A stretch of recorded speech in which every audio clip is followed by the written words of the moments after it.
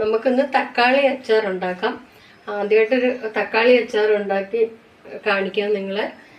പിന്നെ ഇതിന് ചേർക്കേണ്ടത് വെളുത്തുള്ളി, ഇഞ്ചി, വാളംപുളി, ചെറുതായിട്ട് പിച്ച് വെച്ചിരിക്കുന്ന, കുരുവൊന്നുമില്ലാതെ പിച്ച് വെച്ചിരിക്കുന്ന വാളംപുളി, പിന്നെ ഒരു 1/2 കിലോ തക്കാളിക്ക് ഒരു 2 സ്പൂൺ മുളക് പൊടി, പിന്നെ ഉലുവ, കടുക്, കായപ്പൊടി, ഇതെല്ലാം കറിവേപ്പില, ഇതെല്ലാം കൂടെയാണ് നമ്മളിപ്പോൾ ചേർക്കുന്നത്. ആദ്യം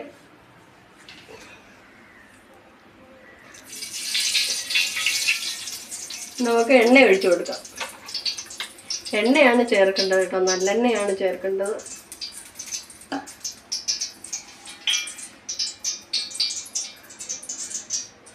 നമുക്ക് കടുക് ഇട്ട് കൊടുക്കാം. കുറച്ച് ഒരു 1/2 സ്പൂൺ ഉലുവ ഇട്ട് കൊടുക്കാം. ഉലുവ ഇട്ടതിന് ശേഷം നമുക്ക് വെളുത്തുള്ളി ഇട്ട് കൊടുക്കാം. അരിഞ്ഞത്, ചെറുതായിട്ട് അരിഞ്ഞത്.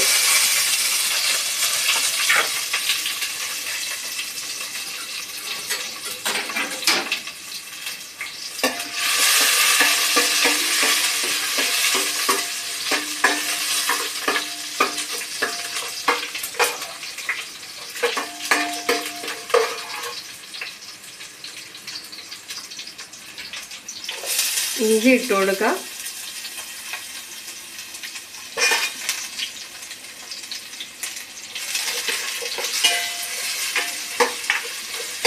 ഒന്ന് മൂത്തതിന് ശേഷം ഇളക്കി കൊടുക്കാം. കുറച്ച് മൂത്തതിന് ശേഷം നമുക്ക് കറിവേപ്പില ഇട്ട് കൊടുക്കാം.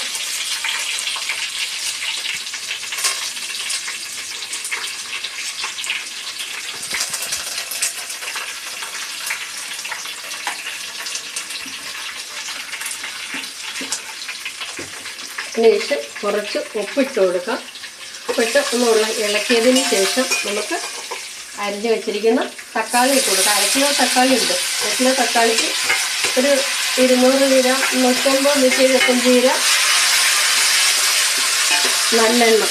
നല്ലെണ്ണ എല്ലാം ചേർക്കണം. നല്ലെണ്ണ ചേർത്ത് കഴിഞ്ഞാൽ നമ്മൾ ഉണ്ടാക്കി വെച്ചാൽ കുറച്ച് നാൾ ഇത് ഉപയോഗിക്കാൻ പറ്റും നമുക്ക്.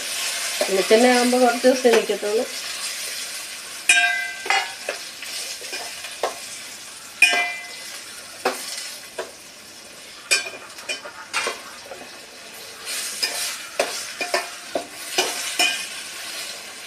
തക്കാളി ഒന്ന് പച്ചമണം മാറുന്നിടം വരെ നമുക്കൊന്ന് ഇളക്കി കൊടുക്കാം. ഇളക്കി കൊടുത്തതിന് ശേഷം നമുക്ക് ചെറുതായിട്ട് എടുത്ത് വെച്ച് ഒരു നാരങ്ങ വലിപ്പത്തിലുള്ള വാളംപുളി ചെറുതായിട്ട് പിച്ചി ഇതിനകത്ത് ഇട്ട് കൊടുക്കുക. നമ്മൾ ഇതിനകത്ത് വിനീഗർ അധികം ചേർക്കുന്നില്ല, അതുകൊണ്ടാണ് നമ്മൾ ഈ വാളംപുളി ചേർക്കുന്നത്.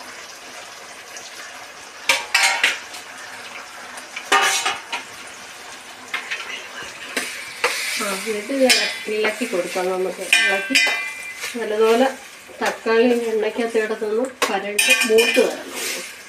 വരുന്നതിന് ശേഷം നമുക്ക് പൊടികൾ ചേർത്ത് കൊടുക്കാം. തക്കാളി നന്നായി വാടിയിട്ടുണ്ട്. ഇനി നമുക്ക് ഒരു 2 സ്പൂൺ മുളക് പൊടി ഇട്ട് കൊടുക്കാം. കാശ്മീർ മുളക് പൊടിയാണ് ഇട്ട് കൊടുക്കുക.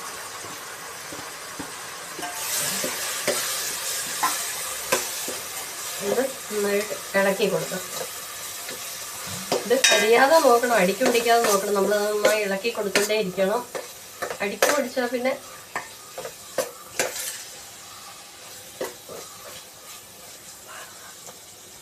നമുക്കിനി കുറച്ച് കായപ്പൊടി ഇട്ട് കൊടുക്കാം. ഒരു 1/4 സ്പൂണോളം കായപ്പൊടി ഇട്ട് കൊടുക്കാം.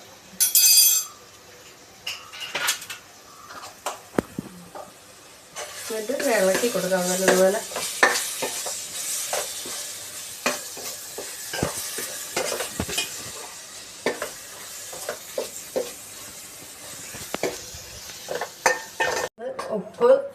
ഉപ്പും പുളിയും എല്ലാം ശരിയായിട്ടുണ്ട്.